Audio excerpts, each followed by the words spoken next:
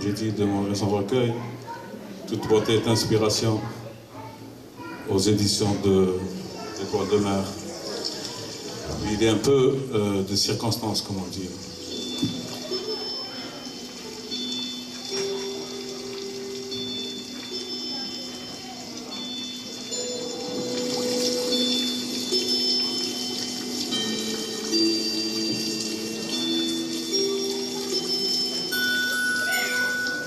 Le silence n'est pas plus silencieux que celui des mots muets, ressemblant au regard vide, comme les lairs qui stagnent dans un désert aride.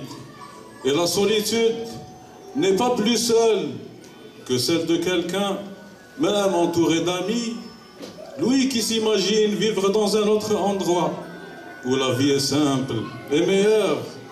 La solitude peut être aussi celle des bancs dans les parcs où le silence est froid et enveloppe sans bruit des gens lors de nuits assassines sans remords, faisant des dommages et ravages collatéraux de tous bords. Solitude des rues, des sans-abri, celle de l'incompréhension, des préjugés, des stéréotypes, des mots blessants ou des regards perçants.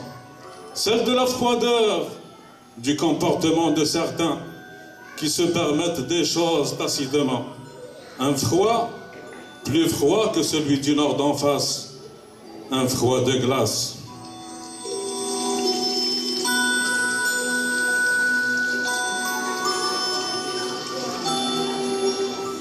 La solitude peut être aussi celle des gens sans lendemain, et dont la seule chose qui s'acharne sur eux est ce qu'on appelle destin.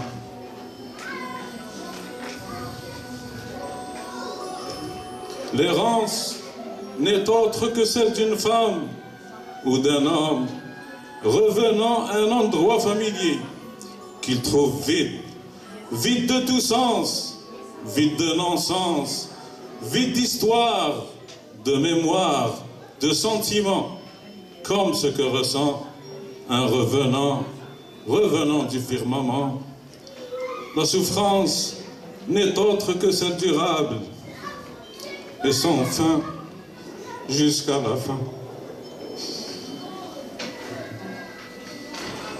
La fin des temples, des châteaux et des maisons, la fin des sourires, la fin des rires, la fin de l'innocence, de la fierté, de la simplicité, de la complicité, des câlins, la fin de l'amour, la fin des fins, la fin des temps et la fin du temps.